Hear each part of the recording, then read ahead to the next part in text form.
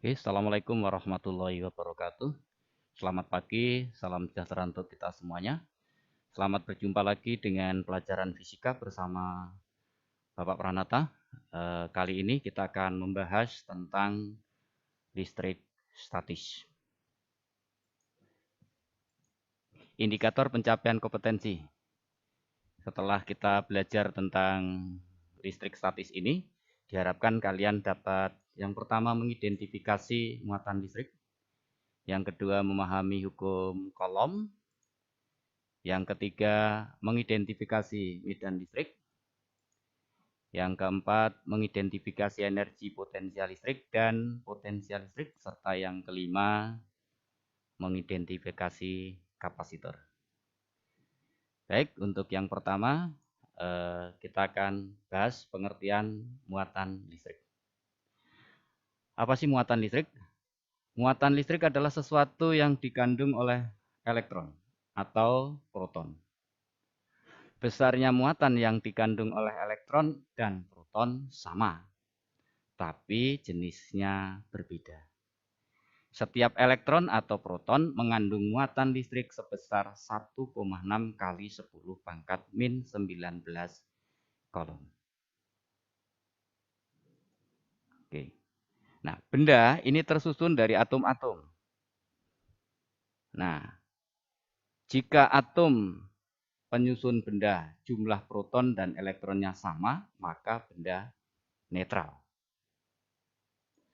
Tetapi jika atom-atom penyusun benda jumlah elektronnya lebih sedikit dari jumlah protonnya, maka benda bermuatan positif. Kok bisa suatu benda itu jumlah elektronnya lebih sedikit? Ini dikarenakan ada sebagian benda jika bergesekan dengan benda lain, elektronnya akan terlepas. Nah, karena sebagian elektronnya terlepas, maka benda itu menjadi kekurangan elektron dan bendanya menjadi bermuatan positif. Nah, sebaliknya, jika atom-atom penyusun benda jumlah elektronnya lebih banyak dari jumlah protonnya, ini akan bermuatan negatif. Jadi kalau ada dua benda itu bergesekan, maka satu benda akan melepaskan elektron, sang satu lagi akan menerima elektron. Benda yang melepaskan elektron nanti kekurangan elektron, dia bermuatan positif. Benda yang menerima elektron, dia akan kelebihan elektron, dia akan bermuatan negatif. Oke. Sifat muatan listrik, itu yang sejenis tolak-menolak. Sedang muatan listrik tak sejenis, tarik menarik. Jadi kalau antara elektron dan proton berarti saling tarik menarik. Oke. Kita lihat besarnya gaya. Oke. Ini ada benda bermuatan positif. Terus Bapak akan taruh benda yang sama jenisnya, yaitu positif. Maka benda ini akan ditolak. Semakin dekat, gaya tolaknya akan semakin besar. Semakin jauh, gaya tolaknya semakin kecil. Jadi kalau Bapak lepas, maka dia akan ditolak, akan menjauh.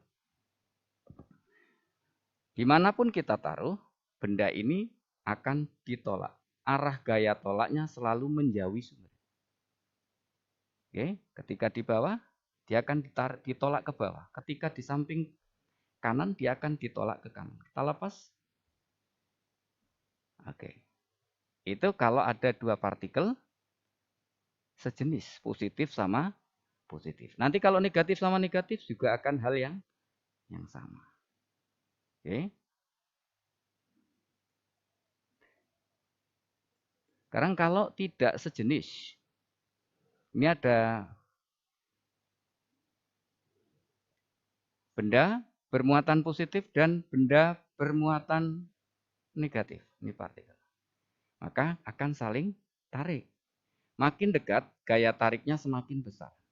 Kalau Bapak lepas, dia akan bergerak mendekati.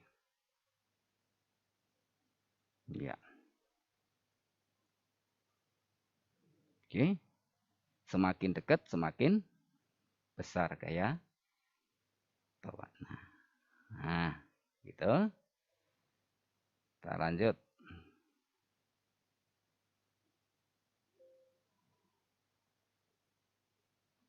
Nah, sifat muatan listrik yang sejenis tolak menolak, sedang yang tidak sejenis tarik menarik. Nah, ini perhatikan ini ada muatan partikel bermuatan positif. Ada partikel bermuatan positif, maka berterpisah sejauh R, maka dia akan saling tolak. Partikel yang pertama dia ditolak ke kiri, partikel yang kedua ditolak ke kanan. Oke, ini ada dua partikel, negatif-negatif juga hal yang sama, saling tolak menolak. Oke, kalau ada partikel berbeda jenis, satu positif, satu negatif, dia akan saling tarik menarik. Oke, ini ada dua partikel. Kalau jaraknya kita perdekat, ini dari R, kemudian R-nya kita perdekat. Nah,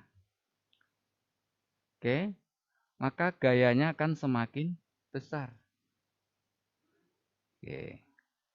Besar gaya tolak menolak atau tarik menarik dua benda bermuatan listrik sebanding dengan besar muatan masing-masing. Artinya makin besar muatan masing-masing, muatan H1 dan H2, gaya tolak atau gaya tariknya akan semakin besar.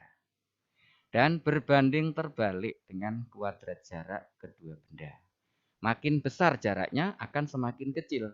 Makin kecil jaraknya, gayanya akan semakin besar. Pernyataan ini dikenal dengan hukum Coulomb.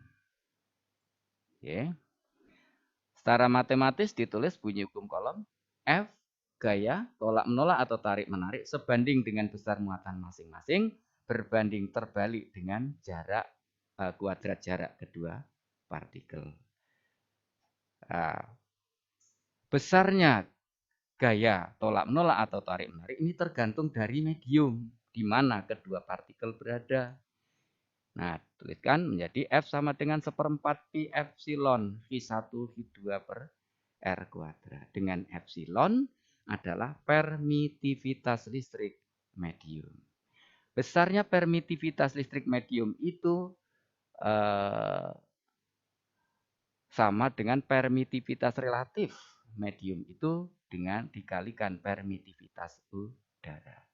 Nah, 1/4 pi epsilon 0 itu sebuah bilangan konstan, kita ganti dengan K. Berarti persamaan hukum Coulomb dituliskan F sama dengan K dibagi 1/4 epsilon R kali V1 V2 per R kuadrat. Dengan K, nah ini epsilon 0, permitivitas udara besarnya 8,85 kali 10 pangkat min 12 Newton meter kuadrat, nah, Newton per meter kuadrat Coulomb kuadrat.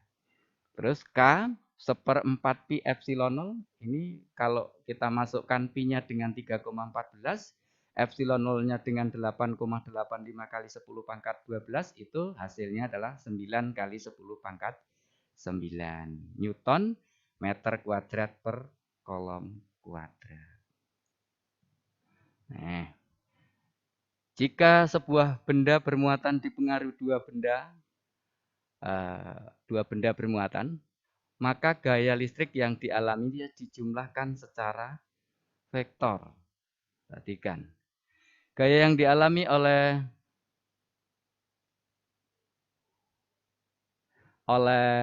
benda C akibat muatan A dan B ini sama-sama positif.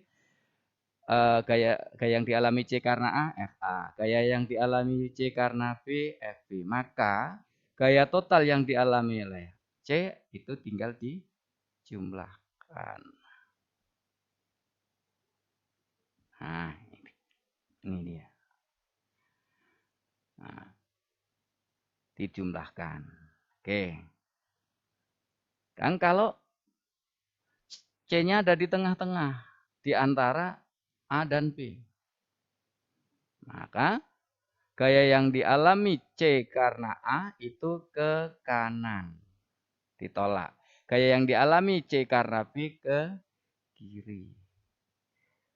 Ini FB-nya. Ya, ini FB-nya yang panjang. Kemudian resultan gayanya atau gaya total yang dialami C adalah FAB. Tinggal FB dikurangi FA. Oke, itu. Nah, ini dia. FAB, FA dikurangi FB. Boleh FB dikurangi FA. Nanti kalau tandanya negatif berarti searah dengan yang di sini negatif. Oke. Kita lanjut. Ini kira-kira semacam ini. Ini kalau membentuk sudut. Ini gaya yang dialami oleh muatan ketiga ya. Karena H1 dan H2. Itu karena H1-nya negatif, H1-nya negatif, H2-nya negatif, ini saling tarik. Dijumlahkan. Maka FA ditambah FB secara vektor, F besarnya FAB sama dengan akar dari FA kuadrat plus FB kuadrat ditambah 2FA, FB cos alfa. Alfa adalah sudut yang diapit oleh F1 atau FA dan FB. Contoh soal. Dua buah muatan listrik masing-masing besarnya 3 kali 10 pangkat min 6 kolom dan 6 kali 10 pangkat min 6 kolom. Terpisah sejauh 3 cm.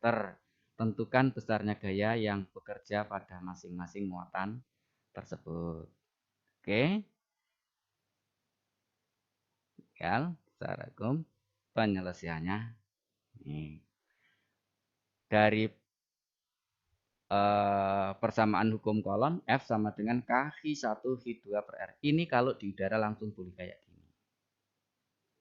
Kalau dimasukkan angkanya, H1-nya dengan 3 kali 10 pangkat min 6, H2-nya dengan 6 kali 10 pangkat min 6, dan R-nya dengan 3 kali 10 pangkat min 2 dikuadratkan. Hasilnya 1,8 kali 10 pangkat 2 Newton. Jadi besar gaya listrik yang bekerja pada masing-masing muatan adalah bukan masing-masing muatan, tapi muatan ketiga adalah 1,8 kali 10 pangkat 2 Newton. Contoh soal 2. 3 buah muatan A, B, C masing-masing bermuatan sebesar 3 kali 10 pangkat min 8 kolom, min 6 kali 10 pangkat min 8 kolom, dan 2 kali 10 pangkat min 8 kolom terletak pada satu garis lurus.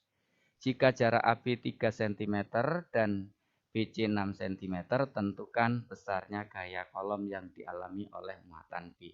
Untuk memudahkan, kalian harus membuat sket gambarnya terlebih dahulu.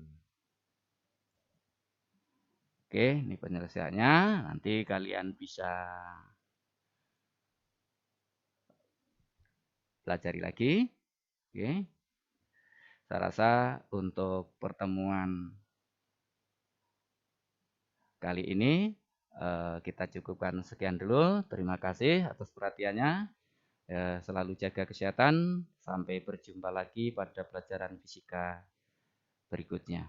Terima kasih. Assalamualaikum warahmatullahi wabarakatuh.